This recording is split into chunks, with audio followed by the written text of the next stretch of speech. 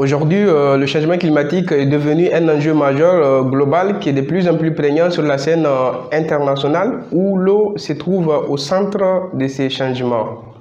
Au Sahel, les effets des changements climatiques se traduisent par une exacerbation des aléas climatiques tels que les sécheresses et les inondations.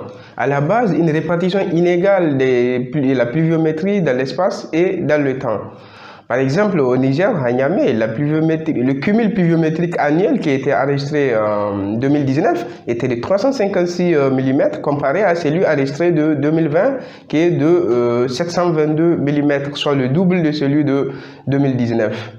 Les effets de changement climatique se traduisent également à Niamey par des vagues de chaleur où le record a été battu en 2010 par une température de 47,2 degrés Celsius avec une augmentation du nombre de décès. Tous ces effets des changements climatiques combinés aux actions anthropiques telles que la déforestation, la croissance démographique, l'urbanisation, conduisent à la superposition de trois types d'inondations dans la ville de Niamey. Notons des inondations brutales, donc des inondations pluviales, des inondations lentes, des inondations fluviales et des inondations dues à la remontée de la nappe phréatique. Ces dernières ne sont pas prises en compte par le schéma directeur d'assainissement de la ville de Niamey, alors que dans cette même ville, il y a des secteurs où la nappe peut être subaffleurante à affleurante pendant toute l'année.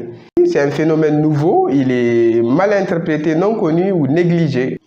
Ailleurs, dans certaines villes des pays côtiers ou marins, le phénomène de remontée de la nappe phréatique est beaucoup plus fréquent. Dans certaines villes, ce type d'inondation est également lié à un arrêt de pompage.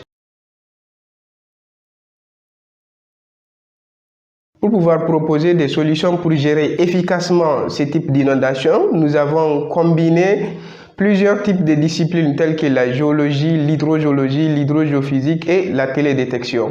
La ville de Niamey se trouve en bordure d'un grand bassin sédimentaire qu'on appelle bassin des Ulmendins. Alors la géologie dans la ville de Niamey est caractérisée par deux grands ensembles géologiques tels que le continental terminal et le socle. Le continental terminal à Niamey est composé par une superposition de sable, latérite, argile, oolite qui repose sur l'autre ensemble profond, le socle. Nos investigations hydrogéologiques nous ont amenés à chercher à trouver un vieux rapport des années 1960 où dans ces rapports, il est dit que le premier ensemble superficiel, donc le continental terminal, dans les années 1960, n'était pas aquifère, il était vierge, stérile. Alors, la population de la ville de Niamey creusait des puits jusqu'à 60-65 mètres pour atteindre la nappe profonde du socle. Ce rapport nous a permis de rechercher les puits de ces rapports et dans la zone d'étude, nous avons pu retrouver deux puits où, à comparer le niveau statique, le niveau de l'eau des années 60, au niveau de l'eau dans les années aujourd'hui. En 60 ans, c'est une remontée d'une vingtaine de mètres au centre de la ville de Niamey sur un puits et une remontée d'une quarantaine de mètres au nord-nord-ouest de la ville de Niamey. Alors c'est pour dire que cette remontée de la nappe n'est pas prête à s'arrêter dans la ville de Niamey et si rien n'est fait dans les années à venir, on risque d'assister à la disparition partielle ou complète de beaucoup de quartiers dans la ville de Niamey. Sur le plan hydrogéophysique, les caractéristiques des différents terrains qu'on a eu à déterminer nous démontrent qu'on fait face à des terrains argileux à peu près 10 mètres de profondeur ou même moins dans les endroits qui sont inondés. Et ces terrains ont le plus souvent une épaisseur importante. Alors, cette épaisseur importante du niveau argilé freine les flux pour aller plus en profondeur. Du coup, l'eau stagne à la surface pour constituer des inondations une fois que la zone non saturée, qui était non saturée, est devenue saturée. Pour les impacts sociaux, ces inondations provoquent un déséquilibre social. En ce qui concerne les impacts environnementaux, ces inondations provoquent la mise en place des mares qui se jouent toute l'année. Alors, tout autour de ces mares, on a eu à déterminer le complexe ordures ménagères, défécation à l'air libre, eau usée et les plans d'eau qui sont contaminés également. En ce qui concerne les impacts sanitaires, le complexe nous a conduit à chercher quelles sont les maladies qui sont les plus souvent diagnostiquées dans les différents centres de santé.